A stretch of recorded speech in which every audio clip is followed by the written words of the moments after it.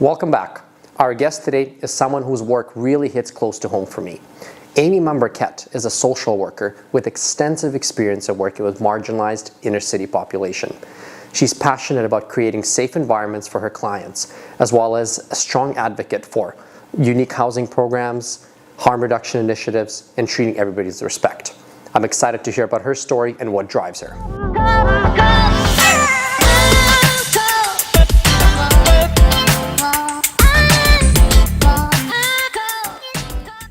Thanks for joining us on another episode of An Inside Look. I'm very excited to have the opportunity to interview Amy Mombourquette. Amy is a social worker that has worked in a variety of addiction and mental health housing initiatives. She's extremely passionate about creating long-lasting relationships and creating a safe environment for her clients. Thanks for joining us today, Amy. Thanks. So tell us a little bit about yourself. Yeah, so I started social work probably about 9 or 10 years ago. I graduated from Grant MacEwan and then also went to the University of Calgary to get my degree. And I initially, the first job right out of the gate was actually with the Royal Alex Psychiatry Unit. So dived right into that, and that kind of is where I developed most of my passion around mental health and addictions. And since then I've been working mostly in housing in the community setting, with around harm reduction or dealing with individuals who have complex trauma, mental health and addictions. Mm-hmm. Excellent. So just kind of taking a step back from the beginning, when you were in school, what were your passions and aspirations at that point? Oh, that's a good question. I initially didn't really know. I actually initially went into corrections. Mm-hmm. I really wanted to be a parole officer for some reason, but I took a year off and actually traveled around Canada and did a lot of volunteer work. So that opened my eyes to more of the helping profession side of things. Mm-hmm. And with that, I chose to go into social work instead. So with that, I went to George Beatty as one of my first practicums, and I think that was what kind of started the ball rolling.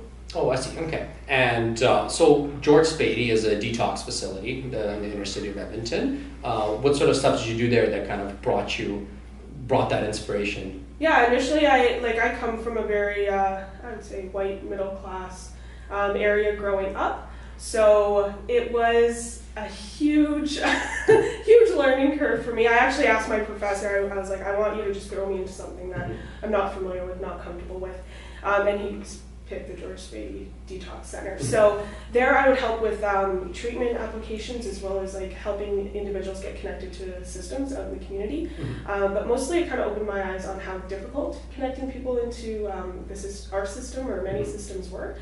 So that kind of drove my passions into further career options. Mm-hmm. I myself just kind of got into working with the inner city population and population with high mental health issues, lots of addictions, lots of homelessness. Probably say 9 months ago, actually I guess a year ago at this point.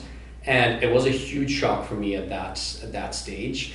What were your first reactions as a person who said kind of came from a middle class family and first thrown into this spot to work with these individuals? What did you feel like?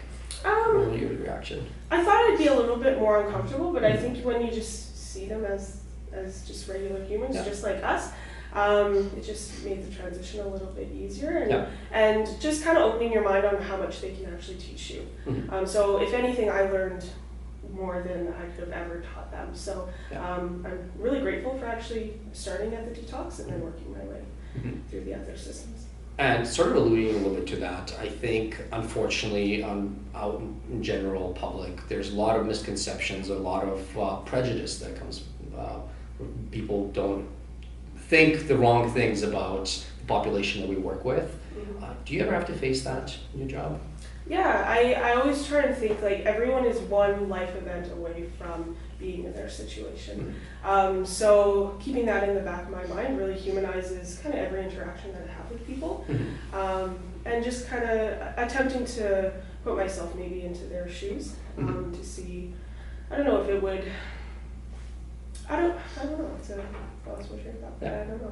Yeah. No, it is kind of a different thought.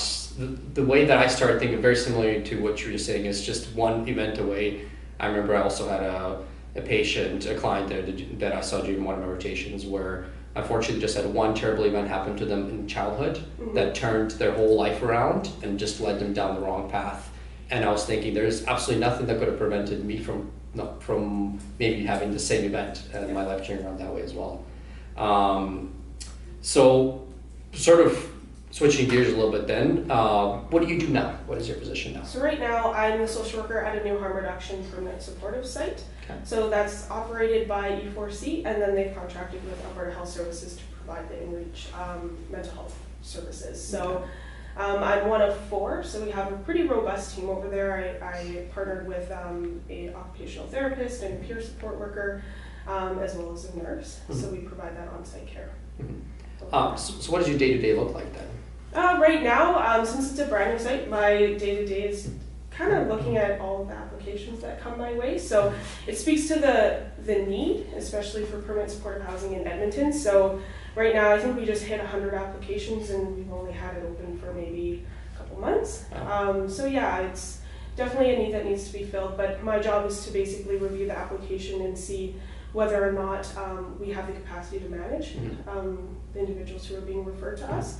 And then also providing housing consultation. So if there's another housing opportunity that might better fit their needs, then that's my job to kind of make sure that I have a good understanding of the other places in Edmonton and connecting them that way.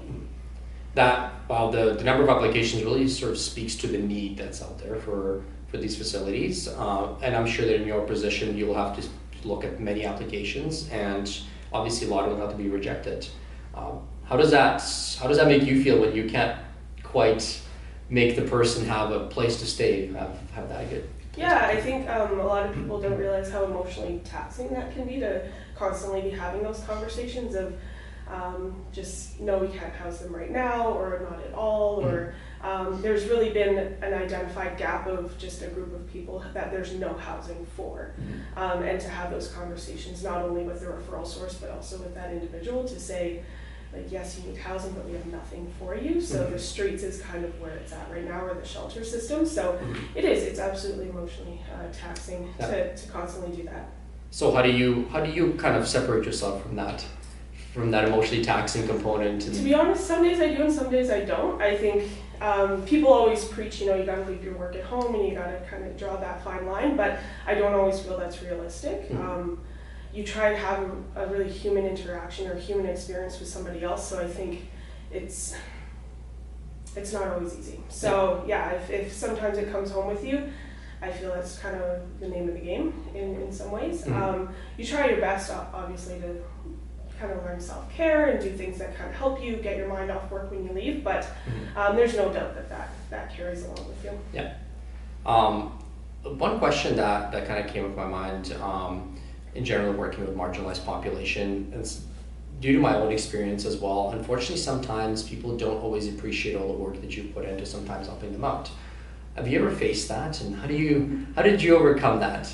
Yeah, I don't know. I always like to think you just ride the wave with them, and like you go through the ups and the downs, and sometimes they appreciate it, sometimes they don't. But at the end of the day, if you know that you're putting 100% towards that, that's all that really matters. And for us to go into this line of work thinking that we're going to get a pat on the back every day, I think is really unrealistic. And it's not really a reason why people should go into this line of work. So yeah, no, it happens, but it doesn't really affect me too much. Yeah. Okay.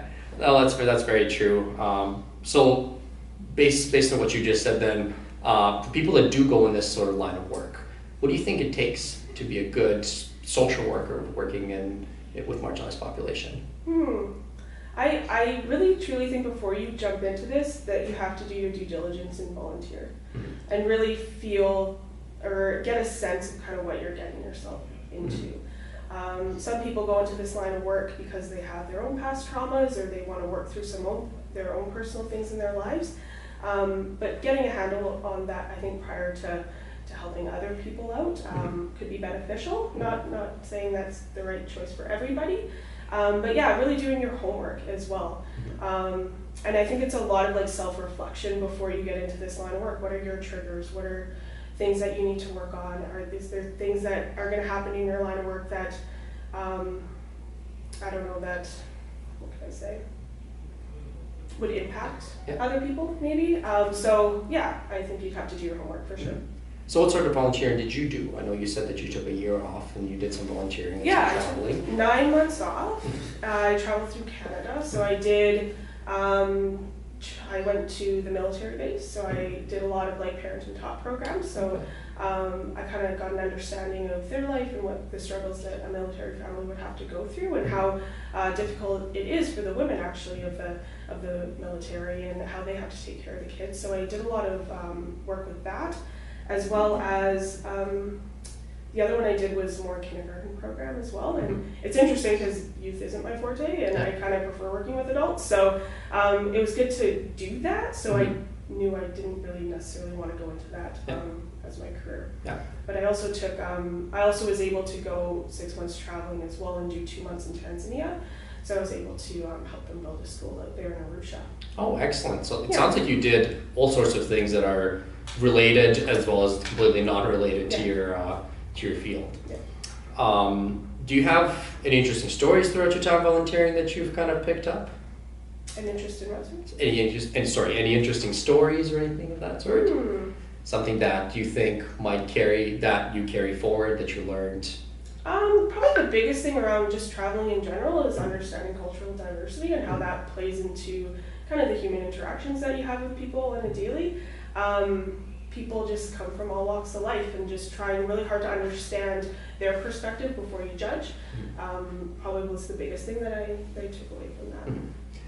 And I'm sure you learned a lot more about yourself as well. And then something you mentioned earlier is it's important to self-reflect and know what your triggers are and what may affect your job as well as the people that you will be serving.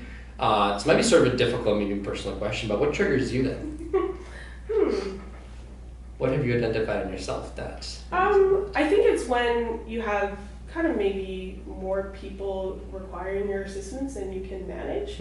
I would say kind of escalates my stress level a little bit. I really like to kind of give my full attention to individuals when I work with them, so it's hard to kind of being pulled in multiple directions. So that's kind of hard to deal with. On a daily. And unfortunately, that's the nature of the beast as well. When it comes down to the industry, you just have to deal with so many things all at once. So with the stress that comes in with it, how do you deal with it? How do you unwind?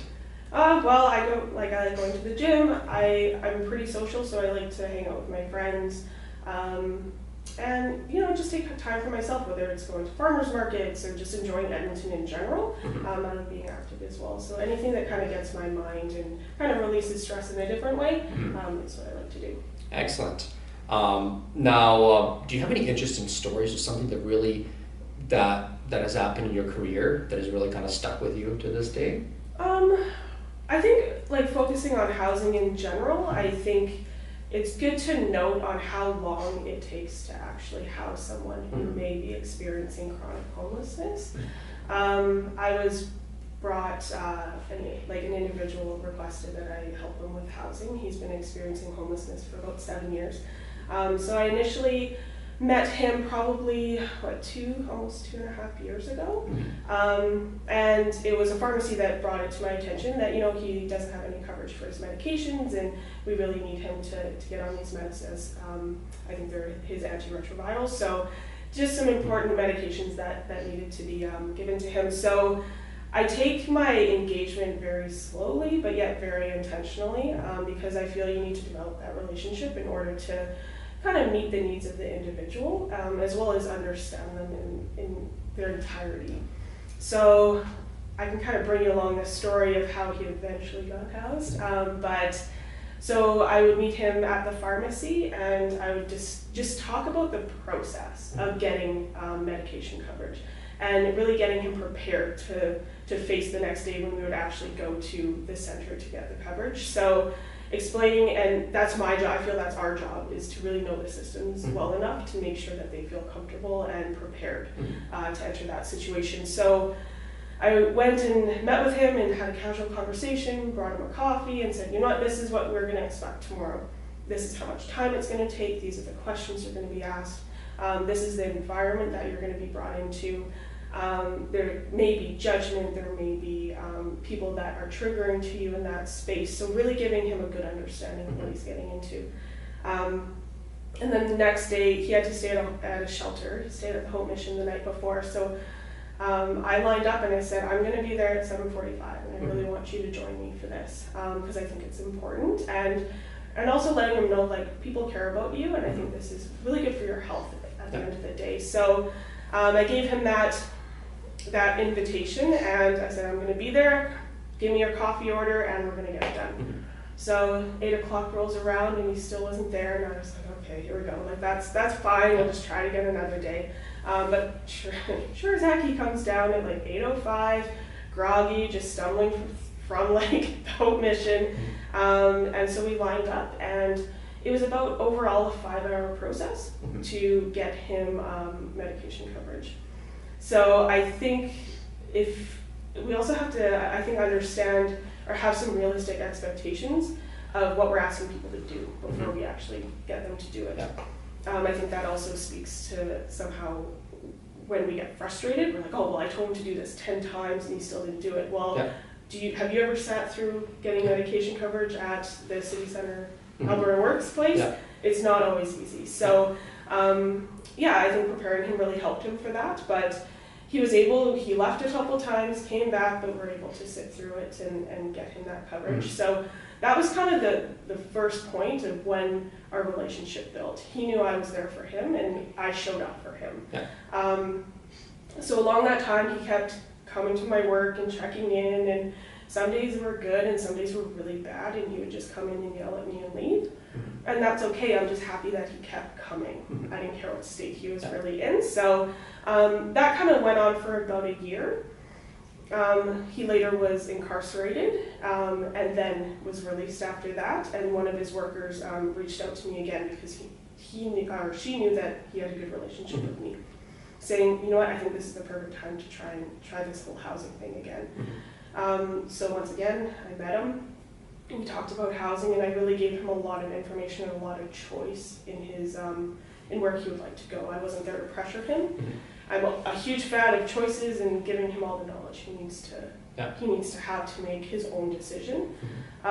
With that, he eventually picked like a couple housing initiatives that that I felt would be appropriate for him, and he was willing to accept. So we did those applications, and then I sporadically checked in on him throughout those months. So if it wasn't meeting him at the pharmacy, it was meeting him at the clinic, it was just touching base with one of his workers, just, hey, how's it going, how's he doing? So eventually his name came up with one of the housing initiatives, and I connected with him at the pharmacy, where he would go to every morning like clockwork. And I was like, you know what, this is an opportunity, do you want to take it? And he said, absolutely. So we did the intake. And got him into transitional housing. So that's a 3-month stay. So then we had to get him permanent housing.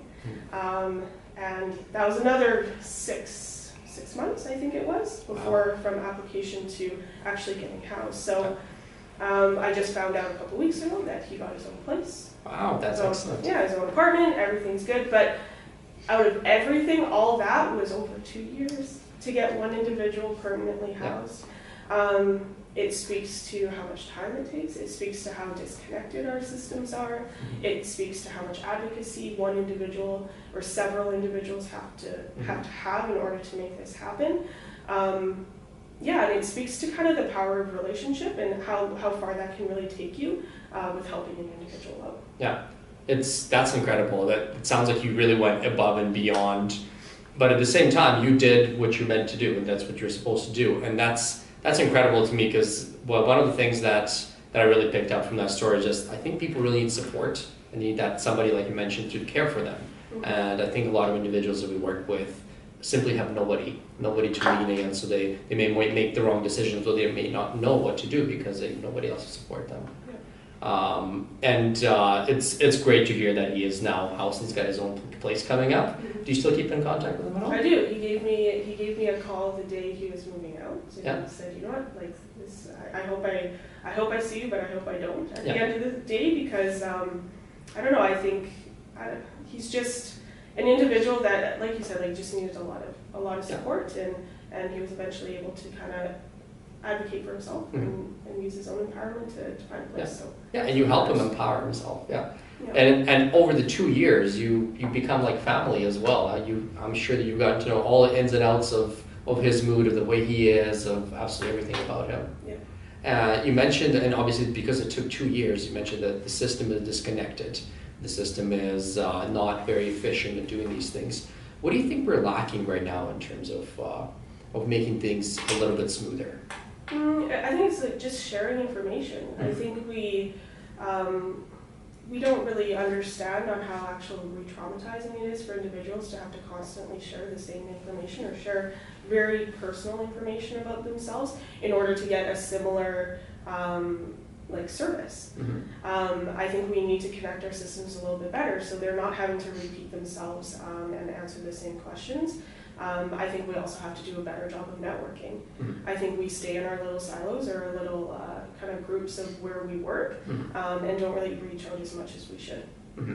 So for myself as a pharmacist, what advice would you have for me working with a similar population to try to help them, maybe not even when it comes to housing, but just understanding them a little more better? I think it's always about building community within your pharmacy and outside of your pharmacy. So what are the other big kind of areas or the other services that your guys are accessing? Is it the shelters? Is it the doctor's office? Is it the police, beat cops? It's building those relationships so those conversations can happen quicker and the information can be accurate. Is probably the biggest thing that I would recommend for anyone really in the community is just building community within and without. That's really good advice, and I think that it's something that we try to do as much as possible. Obviously, there are a lot of barriers to that, but I think we're becoming better and better at making community within the community and helping the individuals out. And stories like you shared is a fantastic success story. But there's obviously a whole different side of it as well.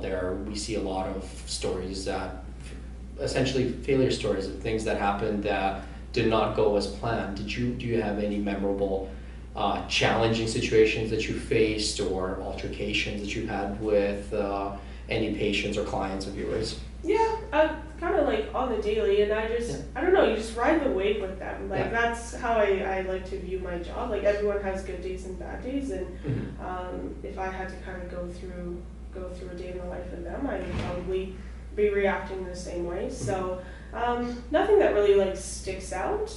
I think my biggest frustration is around the lack of permanent supportive housing that deals with just the chronically homeless and a lot of individuals who have the physical and the medical concerns. And I think we're getting close, but we're not quite there with really offering a lot of harm reduction options for people within their housing. Have you seen, obviously our society is trying to move a lot more towards harm reduction strategies, and I think Edmonton has done really well with that, as well as Vancouver. I know is kind of leading the way as well.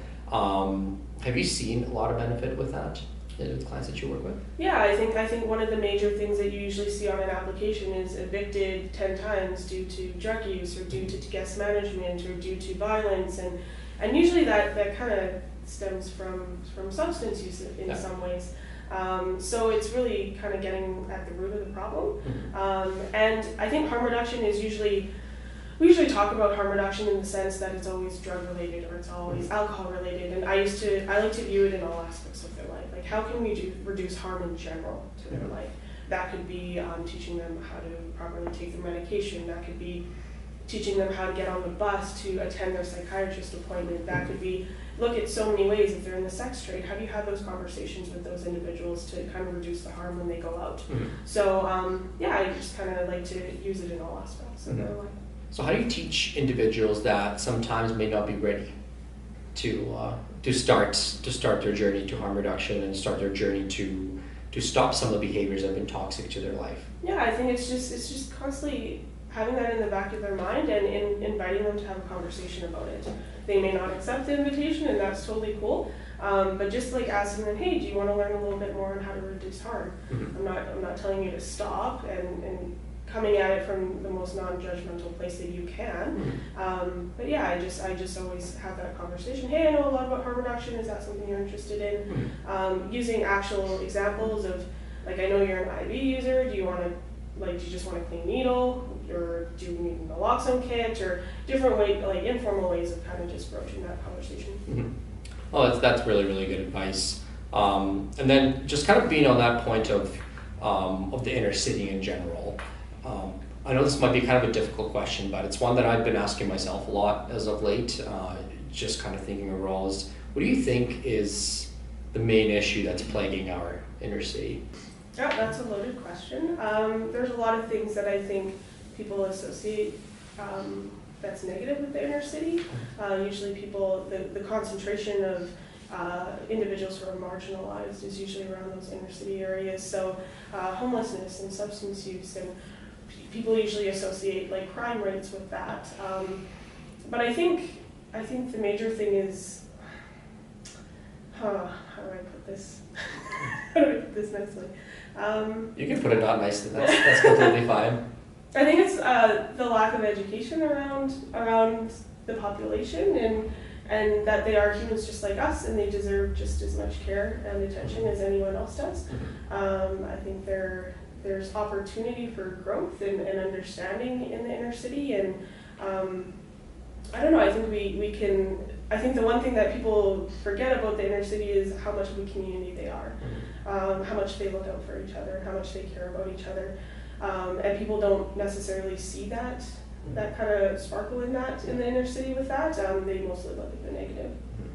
So then, just ending off the whole discussion about the inner city, if you would say that there's one thing that we as a society and we as the government, as the practitioners practicing there, could do to improve the lives of individuals in the inner city and marginalized population, what do you think that we could do? Once again, I know it's a really difficult question. Yeah, I think it's just giving them time. Like, they just need to, giving them our time to kind of, get to build relationships with them and get to know them as people, and not getting to know them as clients or knowing them as patients, but just as people. I think is like the first step in really working towards kind of bettering that area. But and also helping, getting their point of view. I think the government makes a lot of decision making up top, but I think we're forgetting that the people who need to be making those decisions and having the biggest voice are the ones receiving those services. So I would encourage kind of decision makers to be asking the people in the shelters and who are homeless and who are accessing all these social programs to really have a voice and to explain what are the gaps and what is a better way to engage them or a better way to provide that service. Absolutely. Well, sort of transitioning from the somewhat heavy subject of the inner city and then marginalized populations and focusing a little bit more on yourself. So outside of being an excellent social worker, what else do you do? What else do you like to do? What are you passionate about? I'm passionate about, I love sports, so I play soccer a lot. So I play soccer year round on 2 teams, so I enjoy that aspect of my life. I enjoy just hanging out with friends. I'm really close with my family, so making sure that I spend that time and making sure I just have a good balance between work and life, for sure. So for young individuals that are just starting up their careers, I guess including myself as well, what advice could you have for us in order to actually create that balance, in order to make our life a little bit less work heavy perhaps, and be able to create that balance? Just have fun. I think people forget that you just gotta have fun once in a while, and whether or not that you can have fun by going 15 minutes for coffee with someone that you don't know at work or don't know that well at work, or going out after work, or trying something new, or just having fun, and also having fun with the people that you work with, or the patients or clients or residents that you serve. Having a sense of humor with them and just not taking everything so seriously. I always try and think of, every time they have to interact with a service provider, they have to talk about things that aren't going well in their life. And I think we forget to talk about the things that are going well, or the things, their goals, their dreams, their interests, and kind of connecting those two together. So just having fun and kind of creating those opportunities to get to know people a little bit better. And that actually really resonates with me, because I think if we create that sense of having fun with our patients, our clients, not only is it going to help them feel connected and feel like they're part of the family, it is going to create that same community that you discussed before. Because it's going to create that community within the community where they know they can come here for support, they can come here to talk about their things that are going wrong, but things that are going well as well. Well, I have no further questions for you. I really appreciate you taking the time to talk to us today, Amy. Thank you very much. Thank you. Thanks again for joining us. Amy's passion is truly inspiring as she continues to serve those that need it the most. She teaches us that no matter what history, addictions, or mental health issues you may have, everybody deserves to be treated like a human being. I can really resonate with her advice to not view marginalized population as homeless, sick, or repulsive. With some respect, time, and attention, we can help those that struggle with daily necessities of life.